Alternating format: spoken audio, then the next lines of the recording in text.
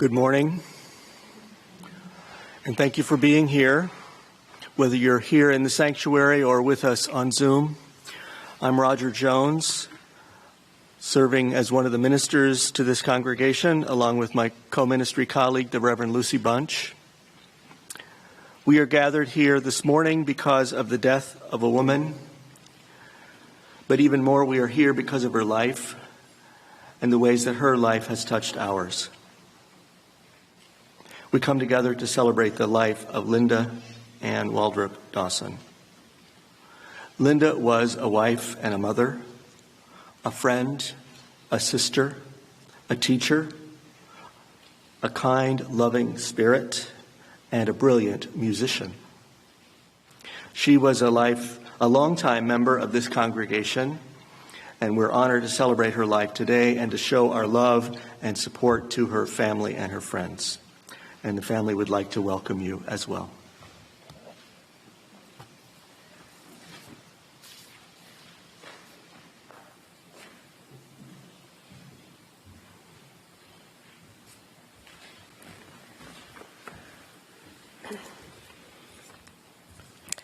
Good morning.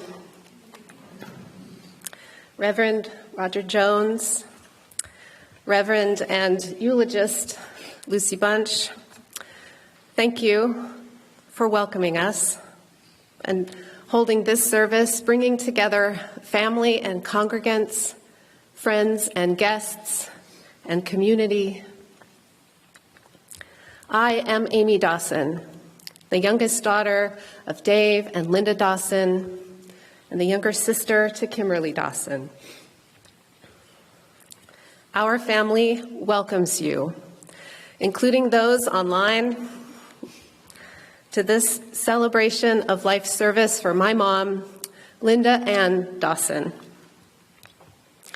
Although our family feels deep sadness and we grieve, it is to honor my mom's beautiful, uplifting, and gracious spirit that we celebrate her life today. Our family is grateful to Ralph Hughes and the Sacramento Master Singers, including Heidi Van Regenmorter and Leo Graven, to Clifford Shockney, and to Teresa Keene for bringing your superb talents to honor your colleague and fellow musician in such an inspiring way.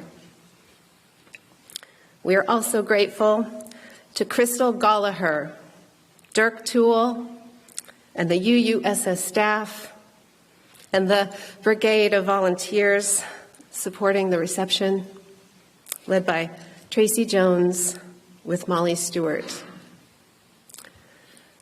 To everyone gathered, your presence here and your love would mean the world to my mom and mean so much to our family. Thank you for being here and welcome.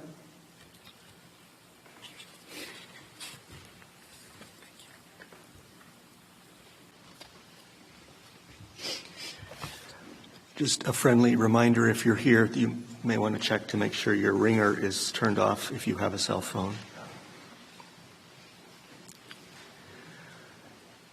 In Unitarian Universalist congregations, we start our services with the lighting of a flame in a vessel crafted in the form of a chalice. The flaming chalice is a symbol of our open faith. Today we kindle this flame in honor of Linda's many decades of generous and caring membership in this congregation and the gift of her wonderful music and her loving presence, which graced our community. The Dawson family will light our chalice today.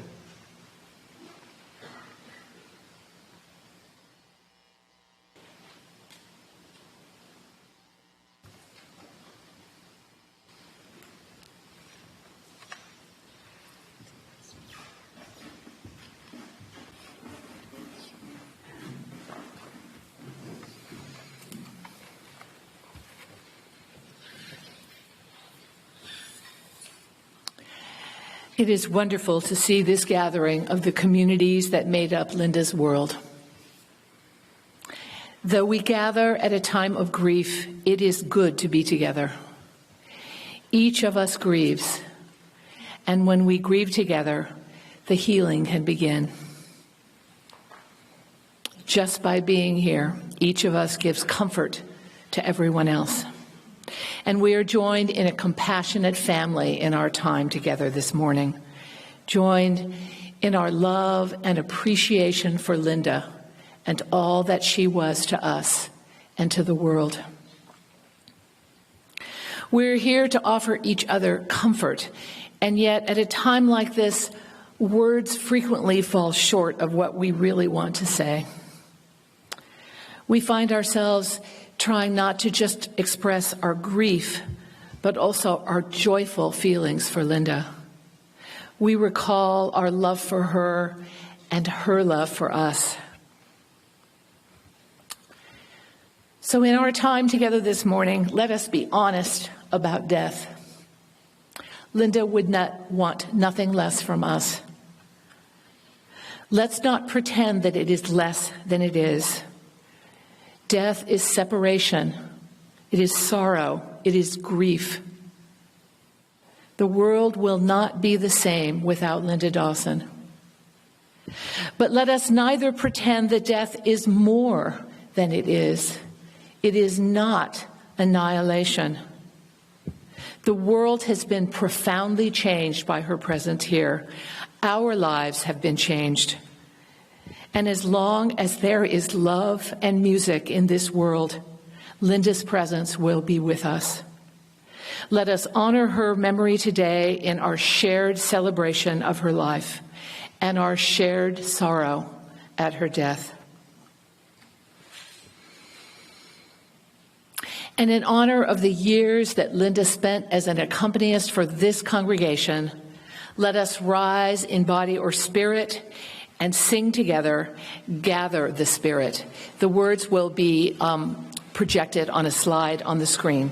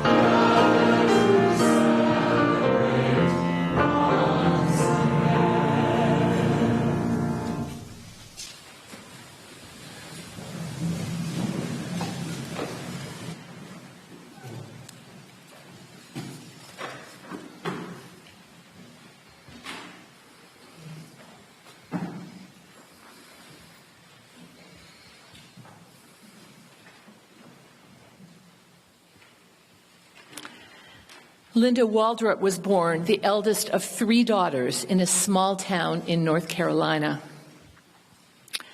From her earliest age, her family and community were aware that Linda was a musical prodigy.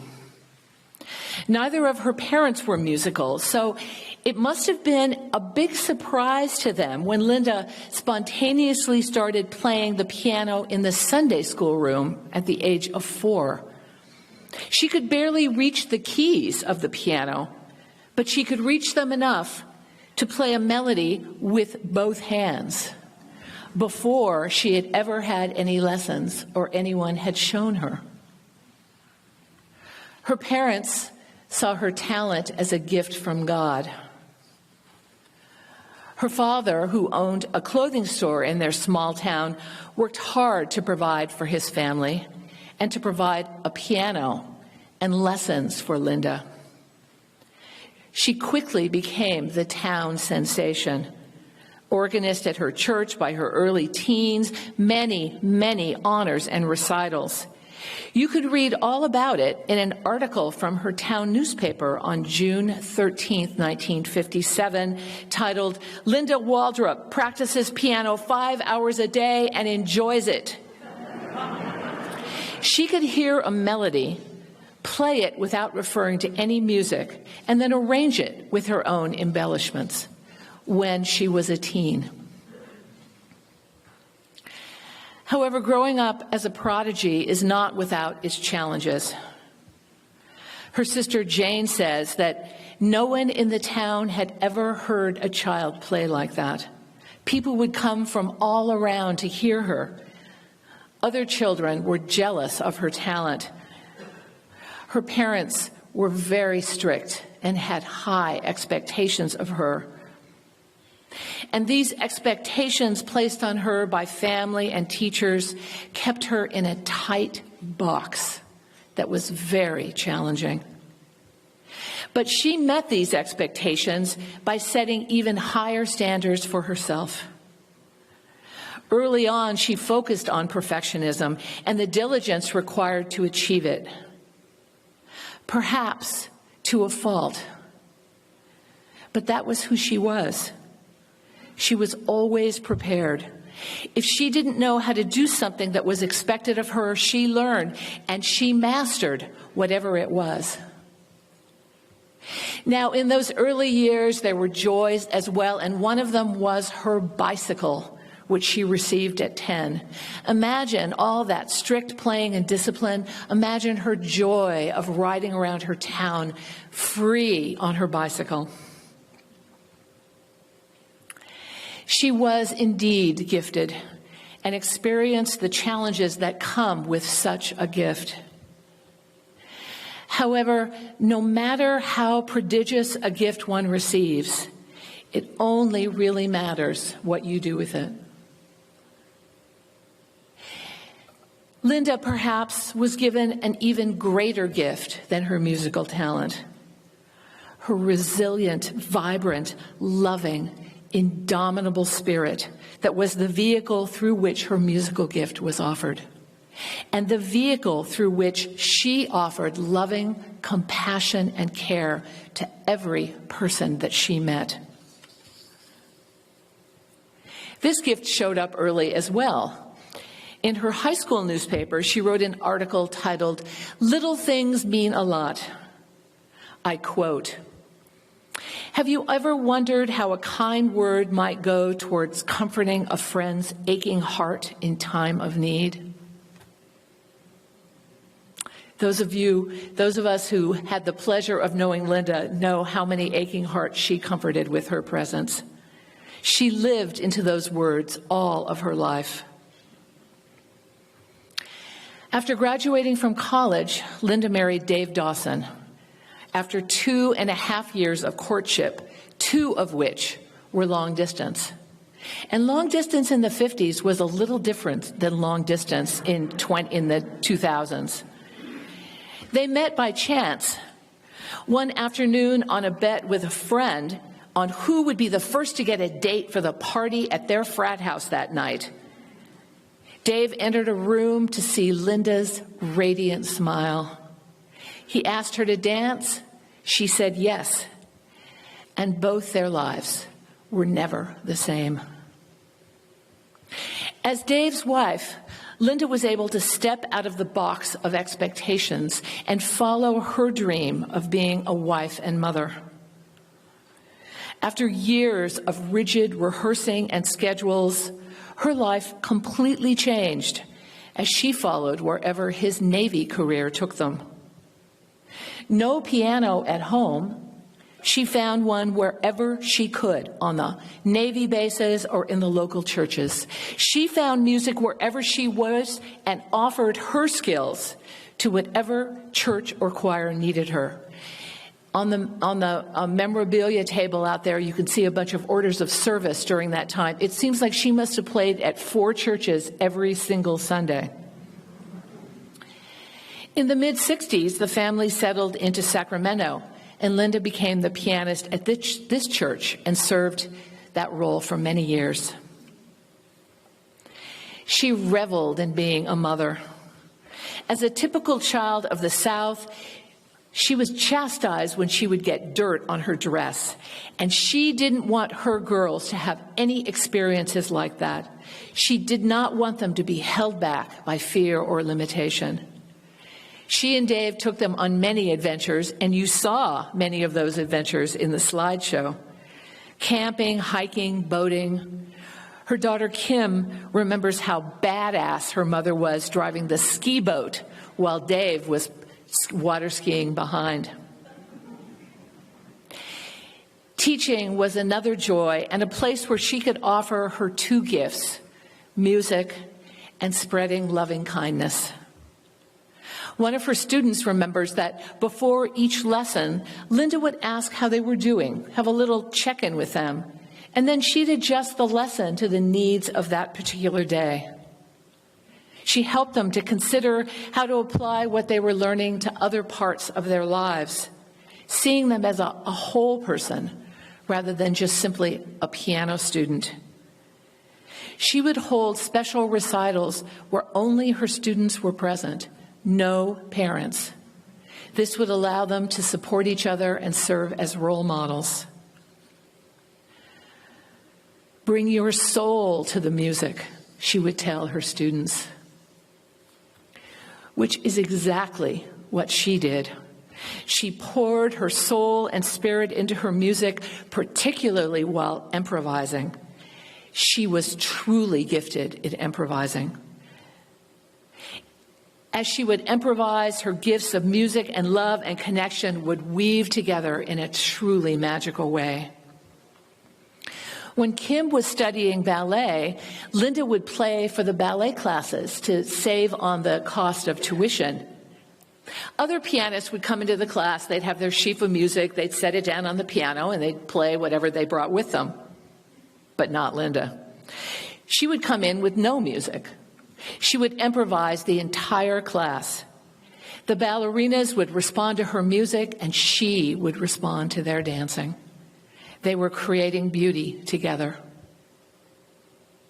The pieces that you heard in the prelude this morning were all emerged from her improvisations and were transcribed so that they could be played by others.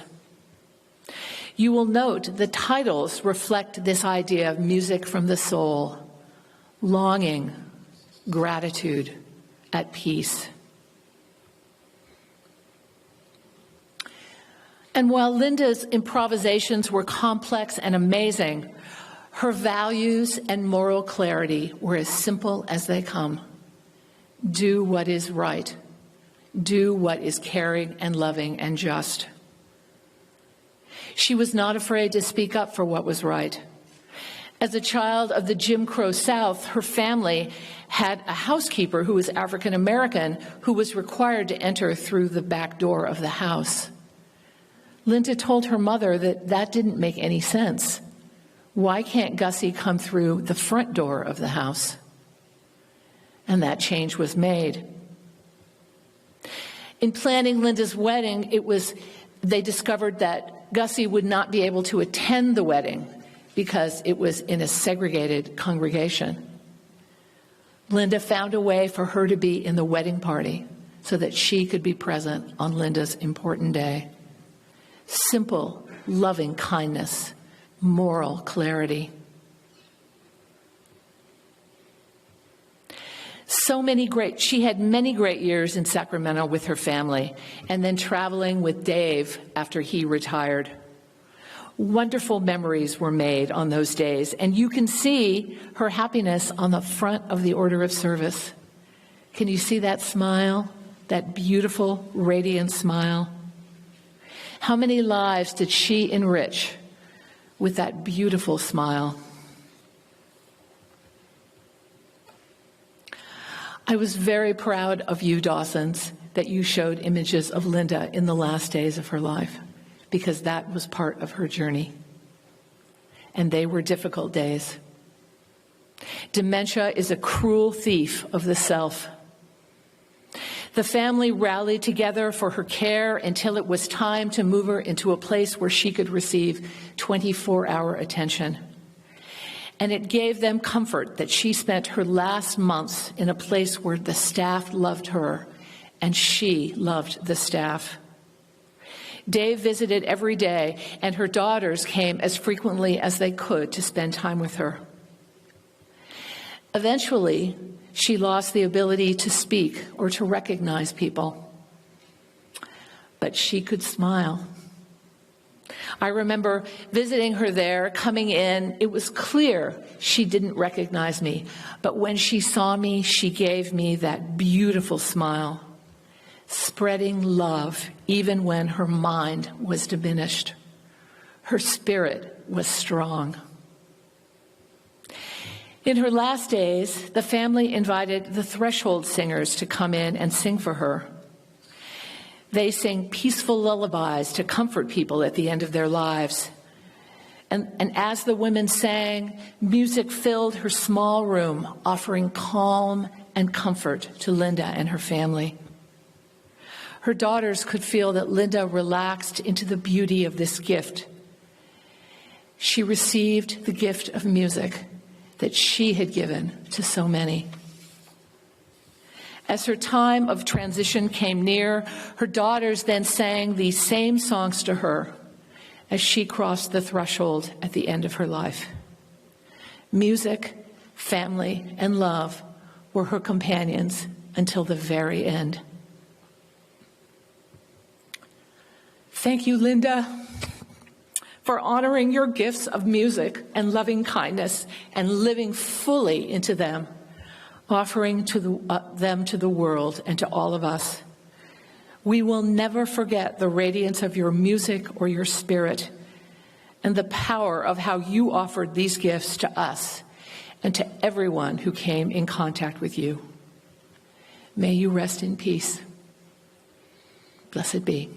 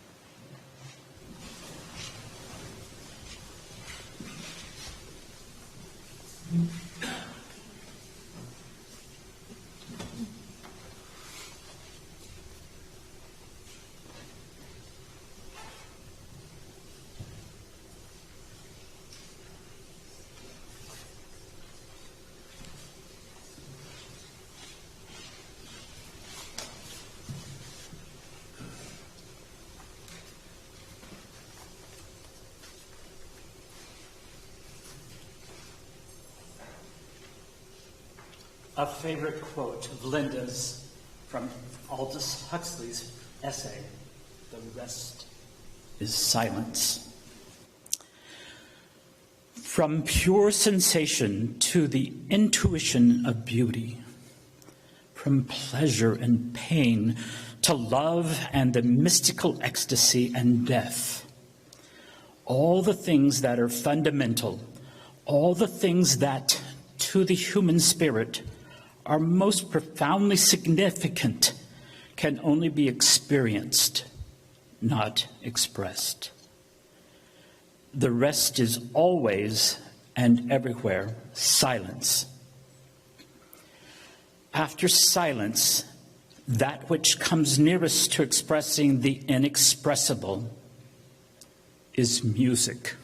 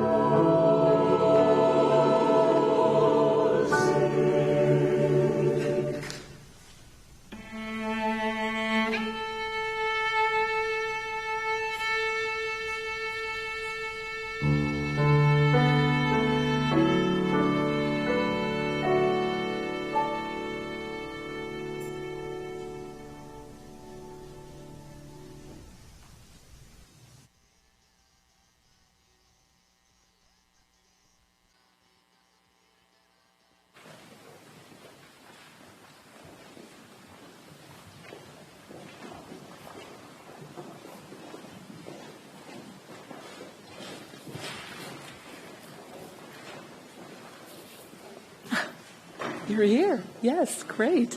Now we're going to hear from some family and friends of Linda, starting with Ralph Hughes.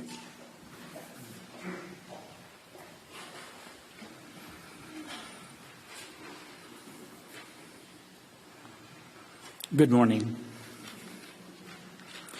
The Master Singers this spring enjoyed singing the Ben Folds song entitled The Luckiest. It's a quirky love song where the singer muses about how different life would be if they hadn't been at the right place at the right time. As we would rehearse it, the singers would look at one another and sing, I am the luckiest.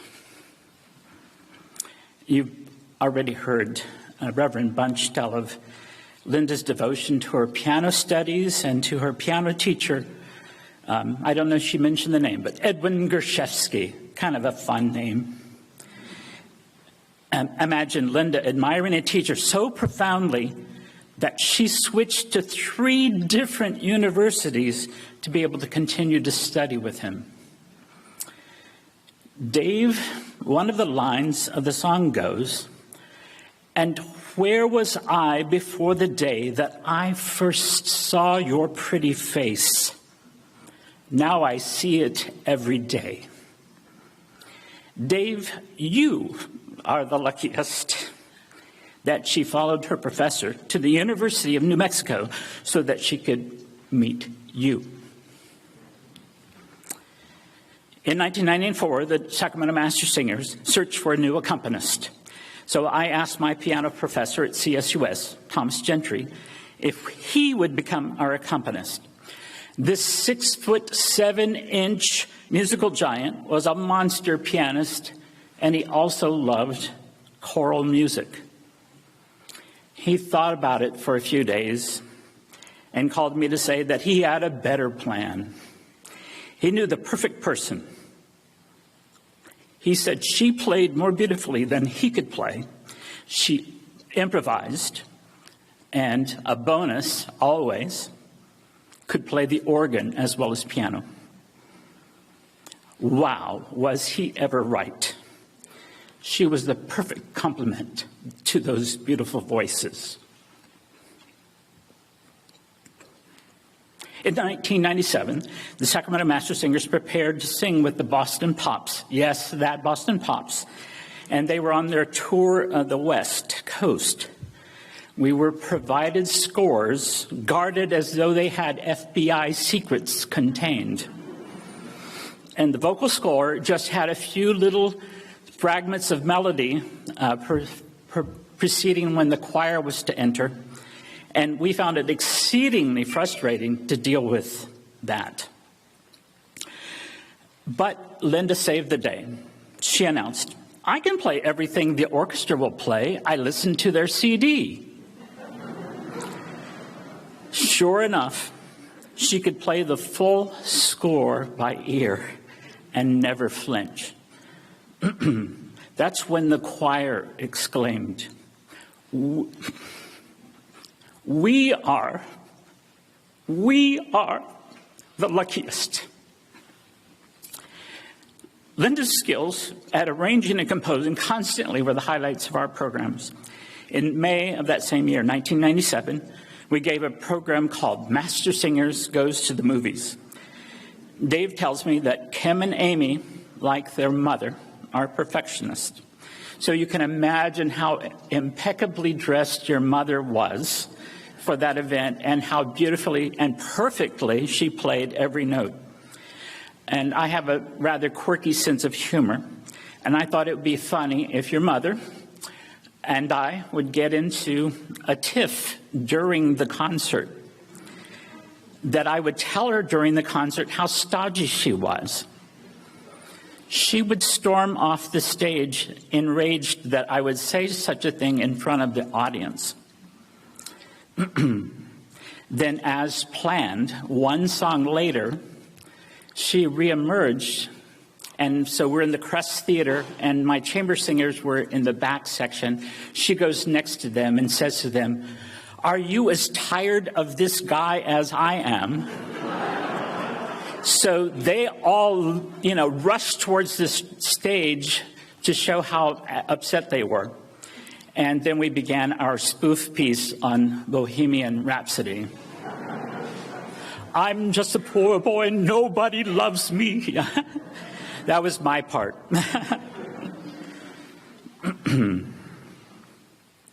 Picture this at that moment, though. She had changed from this lovely full-length evening dress to a leather miniskirt, leather vest, and as I recall, a leather tam o' shanter. Wow, to have such class and a sense of humor to go with it. She stole the show. Kim and Amy, you are the luckiest to have had such a fun-loving and artistic mother. Please raise your right hand if you knew Linda Dawson. Hold your hand high. Repeat after me. I knew Linda Dawson. I am the luckiest. I knew Linda Dawson. I am the luckiest.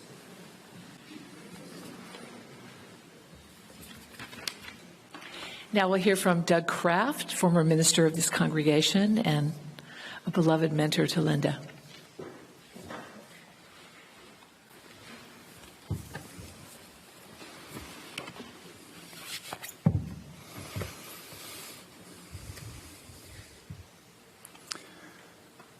I was lucky enough to be Linda's minister and her meditation coach for a number of years. She reminds me of a poem by Donald C. Babcock. Now we are ready to look at something pretty special. It is a duck riding the ocean 100 feet beyond the surf. No, it's not a gull. A gull always has a raucous touch about her. This is some sort of duck, and she cuddles in the swells. She isn't cold, and she is thinking things over. There's a big heaving in the Atlantic, and she is part of it. She looks a bit like a mandarin or the Lord Buddha meditating under the bo tree. She has poise, which is what philosophers must have. She can rest while the Atlantic heaves because she rests in the Atlantic. Probably she doesn't know how large the ocean is, and neither do you. But she realizes it. And what does she do, I ask you? She sits down in it. She reposes in the immediate as if it were infinity, which it is. That is religion, and the duck has it.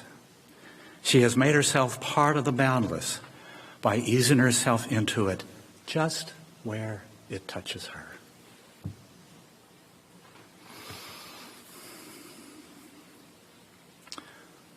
Linda had poise. Linda had presence, which is what philosophers must have. It's also what musicians must have if they're any good. And she was good. Her poise came through in her being, in her caring, in her years of building up those chops. Some people get overpowered by discipline. Can suppress their spontaneity, their flow, their depth, but not her. When I first met her, she offered her services to the church. I had just arrived here. I hadn't met her before. She offered her services. And rather than explain what she meant, she went to the piano. She asked for a theme or a mood, and I gave her one, and without a breath, she just started improvising on that theme with an ease and a flourish which came from somewhere else. And then she asked for another, and improvised with a clarity and an openness that was moving.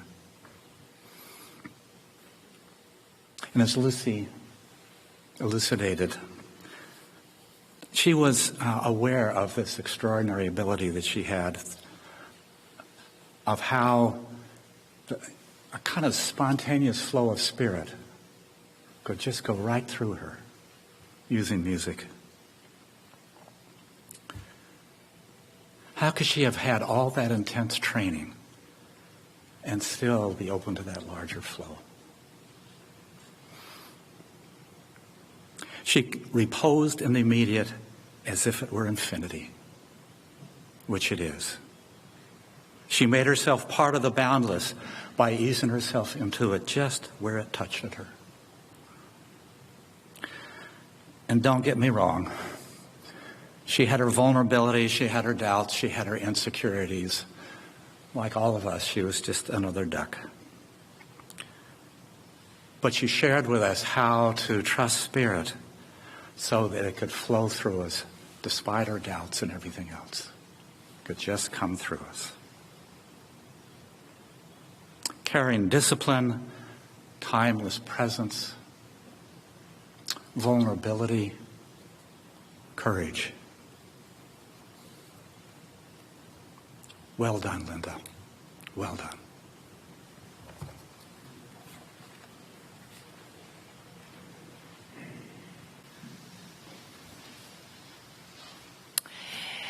Now Linda's friend Jalen Topazada will be joining us, a longtime friend of Linda.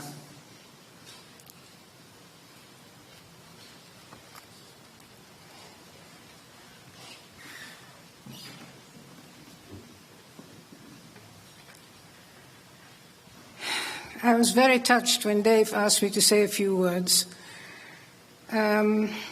After all those wonderful tributes, I really don't know what I can add. I mean, that's just, Linda was an extraordinary person, as we all know. She was the most gifted musician I have ever known. She did it all. She taught, she performed extensively, she accompanied, she improvised, she arranged music wonderfully, and she was, again, a composer.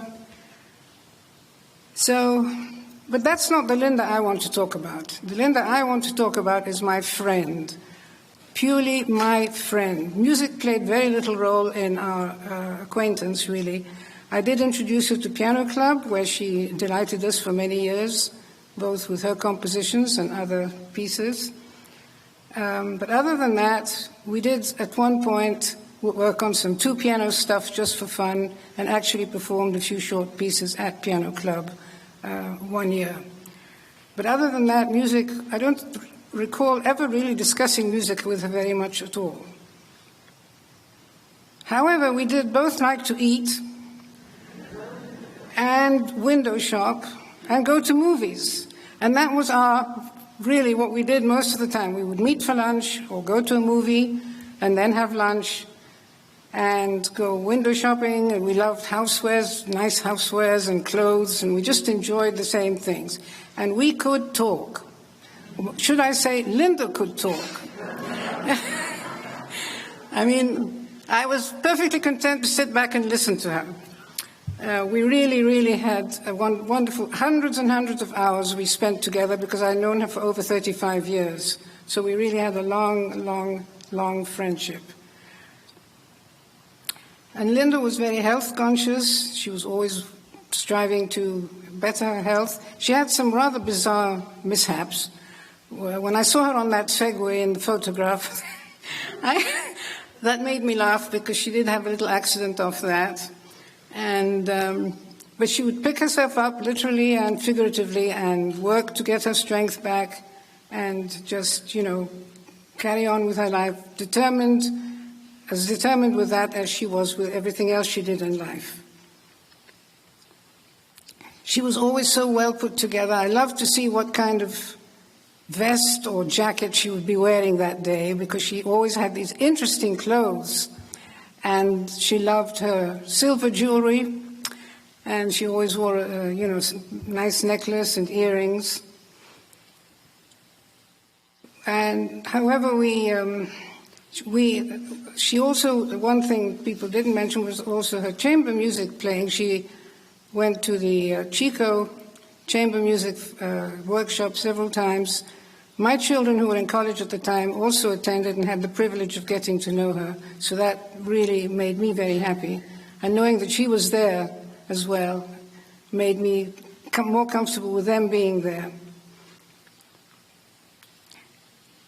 So we would meet for lunch, and then in the last few years, we would meet every month, one day a month, usually at Bella Brew because it was near her house.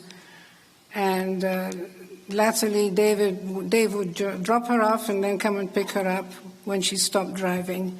And then the pandemic hit, unfortunately, and that put a stop to that. So the last time I saw her was right before the pandemic. We did talk on the phone a few times, and then, unfortunately, that was that. I happened to be on a Zoom call or group a few weeks ago, and somebody noticed a vase of flowers that I had on the sideboard behind me, and they asked about them. They sort of looked like bulrushes, and asked if they were real or not. And then I remembered, I bought that silk flower arrangement when I was with Linda. One of our little forays to window shopping, we went into a little gift shop and we saw these beautiful sprays of reeds and bulrushes that looked really, really real. And we both bought them. So I don't know if she still had hers in the house, but anyway. And then I thought how strange that this friend should notice that, because it's, you don't look at what's in your house. After a while you stop seeing things. And I hadn't really thought about them for a long time. And then I thought, my goodness, it's sitting right here on my sideboard. I walk past there at least a dozen times a day. But now, every time I walk past there, I will remember Linda, my dear, dear friend. So it's a wonderful visual reminder of her, of a lovely day that we spent together many years ago. Thank you.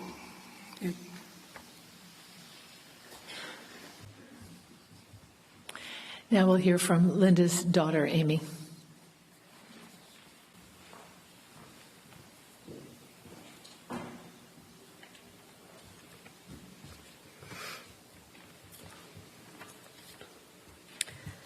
It was my first prom, high school. I would need a dress to wear. Now, when we were kids, growing up, our mom sewed many of our childhood clothes. Her maiden name, Waldrop, literally means wardrobe. My mother's grandmother was a seamstress. My mom's mother also sewed, making clothes that my mom and her sisters wore when they were growing up. My mom's parents owned Waldrop's, a clothing store on Main Street in Forest City, North Carolina. My mom worked at that store sometimes when she wasn't practicing or performing. My sister Kim and I have many memories of our mom sewing at our family's kitchen table. It was a round table with a glass top. My mom placed the Singer sewing machine on a placemat. She always faced toward the kitchen and the kids. My dad bought that sewing machine in 1966 in the Navy base post exchange in the Philippines. Every day of his deployment, my mom showed a photo of my dad to Kim, so Kim would recognize her dad when he came home. And she did. The Singer sewing machine had a foot pedal, like a piano has a foot pedal, foot pedals. My mom worked that foot pedal like it was second nature. We went with my mom many times to fabric stores. Together we flipped through pattern books and looking for styles and inspiration. She chose fabrics and trims, different colors and textures. Threading the needle is a common expression. My mom was good at it. She had focus. She could see clearly. Throughout our childhood with my mom, we shopped nearby at Country Club Plaza. Around the time that I was entering high school and Kim was graduating high school, Kim worked at The Limited, a clothing store in Country Club. Watching Kim work with customers and assemble outfits was its own form of art.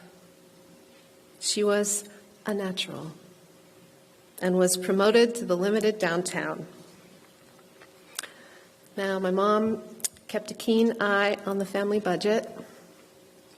Every month, she balanced the checkbook by hand to the cent.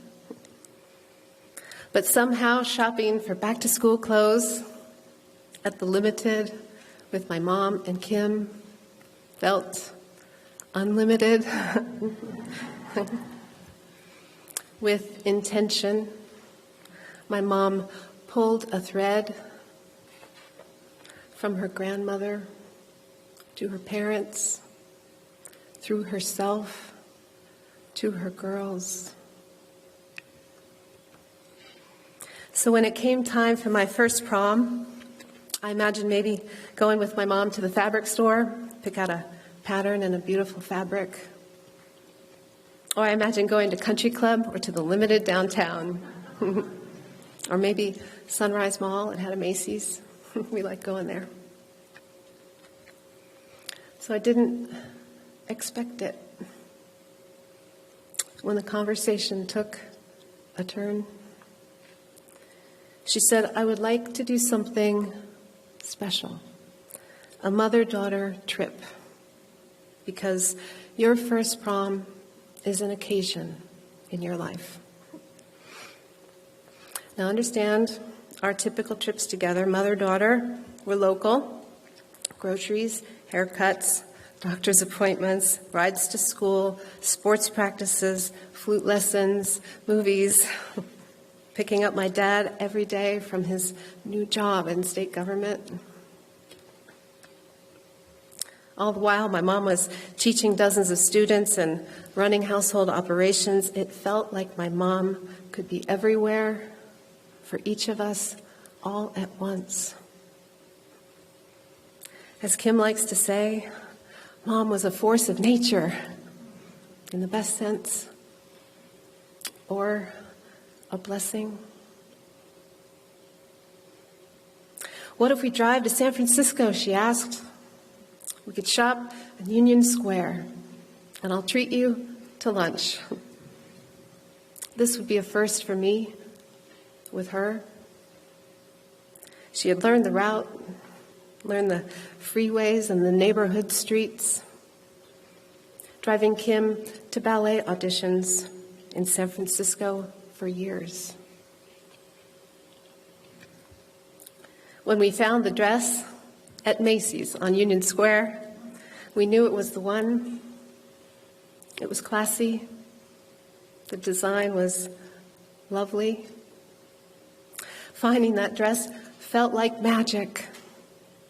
You know how it is when it's just right? Like you're where you ought to be. The escalator ride down to the street level is a vivid memory for me. Dress and tote and on our way to a late lunch, we were beaming, even giddy. I can remember what it felt like to smile big with my mom. It was happy. Yes, it was about the dress, a good find, and also about the day. With love in her heart, my mom had imagined something special for her daughter, for mother and daughter. She had cut through the blur and the busyness to see clearly. She took in the arc of life and decided this moment mattered. It risked not working out, maybe bad traffic, parking hassles, maybe no dress would fit quite right.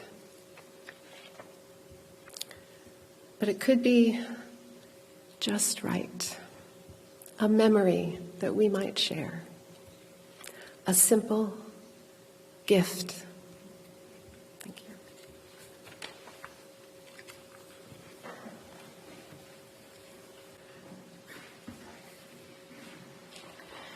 Thank you.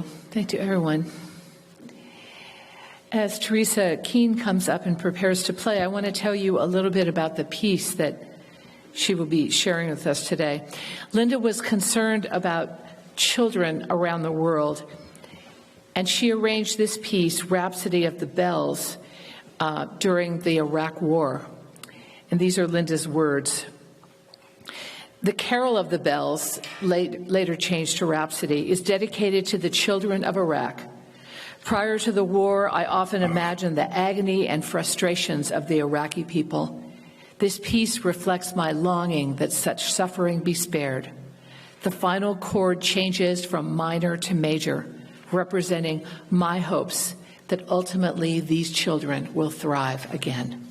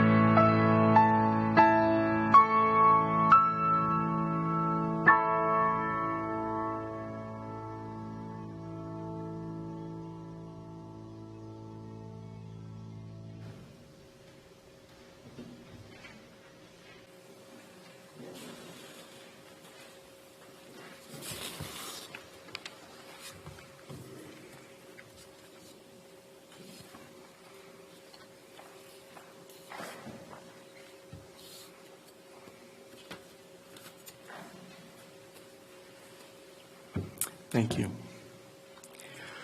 We will take a few minutes and invite you to think of a brief anecdote or words of appreciation about Linda to speak at this time, and I will be carrying this handheld microphone around. And if you're with us on Zoom, your anecdotes and words of appreciation may be typed in the chat, and Reverend Lucy will read some of them interspersed among the words that we hear in person here in this room. And then after the service, our staff will print out what is typed in the chat, and we will give it to the Dawson family.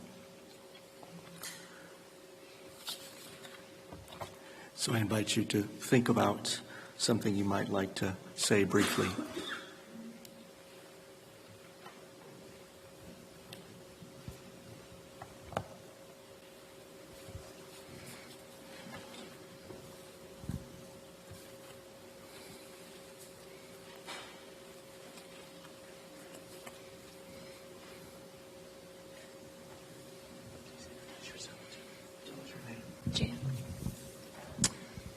My name is Jan Olson, and we go way back with the Dawson family.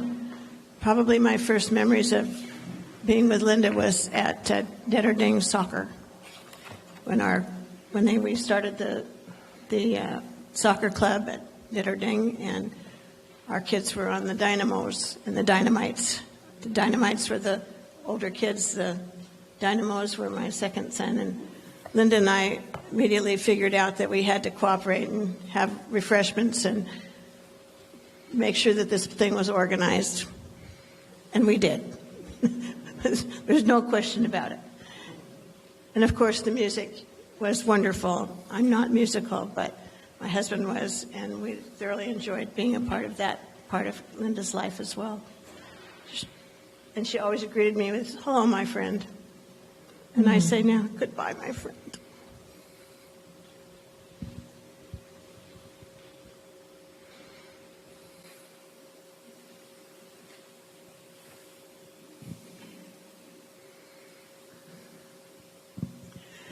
My name is Erica Kraft, and I had the pleasure of spending a lot of mornings or afternoons working on forehand pieces with Linda for either services or recitals or something. We spent a lot of time initially talking about stylistic issues, what the composer was after, and going after that. And after that was settled and we'd expressed ourselves in that way, one of us would say, or we could, and we would start tinkering, making blasphemous choices, and, producing something totally not acceptable out in the musical world. And then we would just laugh hilariously. I remember Dave walking in once and saying, "What is all this raucous noise? What are you doing?" And we said, "We're playing with music." And I loved that about our shared times.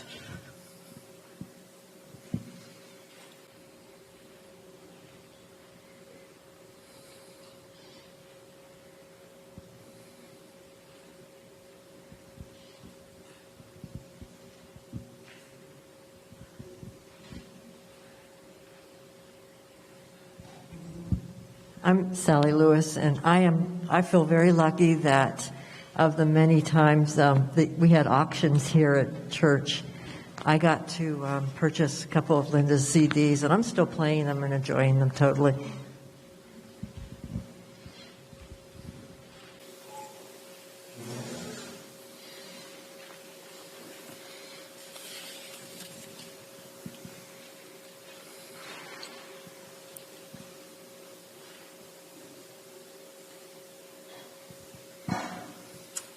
My name is Uliana, and I knew Linda for maybe more than 20 years, and all family. it was pleasure to help her to clean the house. And right now when I listen to music, I close my eyes and I hear Linda playing. It was pleasure to work for her. Thank you.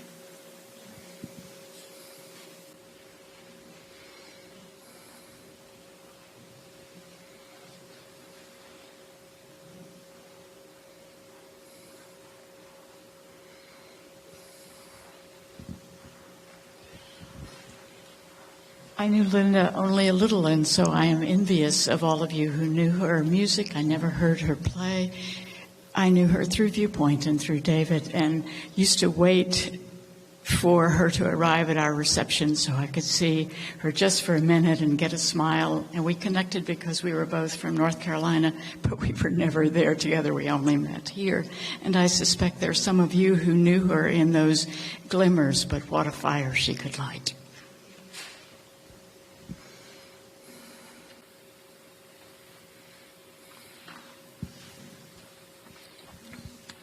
My name is Roland Perry. My wife and I were very fortunate to live next door to Dave and Linda and the girls. You can tell by my accent I'm not from America originally. And we landed on the shores of America in 1976. We bought a house in Carmichael. We'd only seen it for an hour. Went back to England and bought it over the telephone, and arrived and was given the key. We didn't know anything about the neighborhood or people, and who was there to greet us. They heard we were coming, and the welcome was unbelievable. Linda was the glue of the family. The others were rebels. See, you're only getting the good side. I know what went on in the house. But there were times that Linda, I think, just got a little bit tired of one of the girls. You see, Kim was perfect. Amy was something else. Right, Amy? And so Linda had a little thing that she would do. She would send Amy over to Roland and Valerie's house, because we had a swimming pool at that time, and they didn't at that particular time. And I will never, ever forget the day that there was a knock on the door, and Valerie said that somebody's knocking on the door. And I opened the door, and there's this little tiny girl down here, and she says, with big bright eyes and a big smile on her face, just like a mother, "Can Roland play out?" And she always wanted to come and play with Uncle Roland. We spent many, many happy memories with Dave and Linda and the family, and watched the girls grow up. We moved away a little later in the 90s, just a little bit further up the freeway. But it's so good to make your acquaintance and bring back all those precious memories of sitting around a dinner table, playing ping pong, playing music, going out at Christmas time, a little group of 4 of us, and it grew to, I don't know, the entire neighborhood, going to neighbors and singing Christmas carols and remembering what Christmas is all about. Thank you for being in our lives and for welcoming us into the United States of America. It was difficult in those days, but you were our family, and we'll never forget that. Thank you, everyone. And of course, there will be plenty of time to exchange memories and stories during the reception.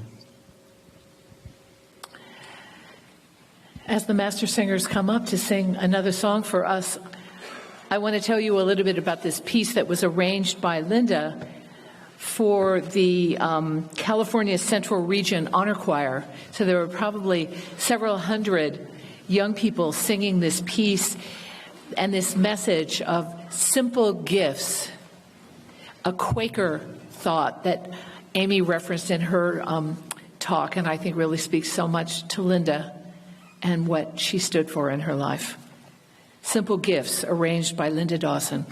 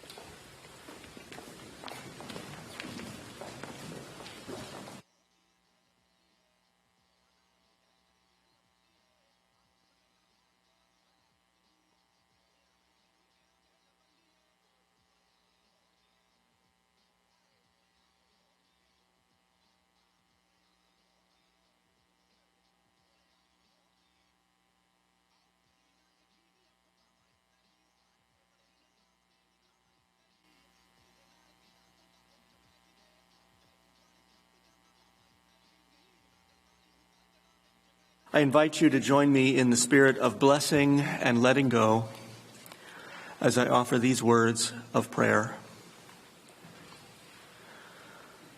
O Spirit of life, O Spirit of love everlasting, touch us all with comfort and grace now and in the days to come. We give our thanks for this time together and for the affection, gratitude, and grief which will continue to hold us together in spirit. May the days to come bring us a greater understanding of ourselves, of one another, and of life itself. We give thanks for Linda Dawson's amazing life and for having shared this life with her. As we let her go, we hold on to the loving memories that will endure to enrich our days. Remembering her gifts of dedication and creativity, joy and encouragement, care and love, we lift our hearts in gratitude for all the ways that she has touched our lives and blessed our world. And now, in these moments, we say farewell to Linda. We let her go into the arms of eternity, where the living and the dead of all the ages join as one human family. We entrust her to the spirit of love which will never let us go. We entrust her to the source of love which sustains us and holds us and connects us, all of us, forever. So may it be. Blessed be, and amen.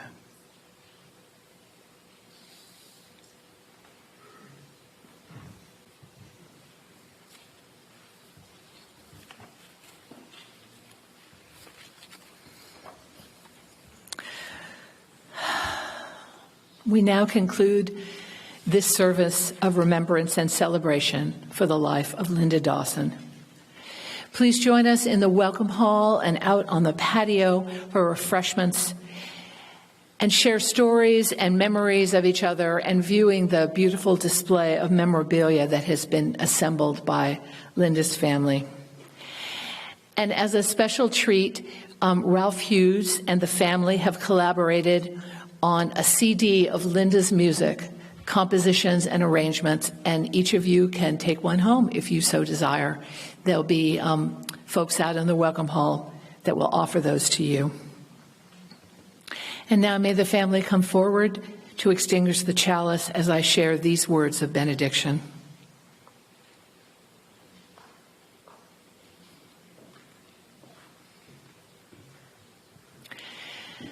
As we prepare to move into the rest of this day and the rest of our lives, let us resolve to bring the best of ourselves into the living of our lives, to bless one another with peace, kindness, and compassion, to bless the world as Linda blessed the world.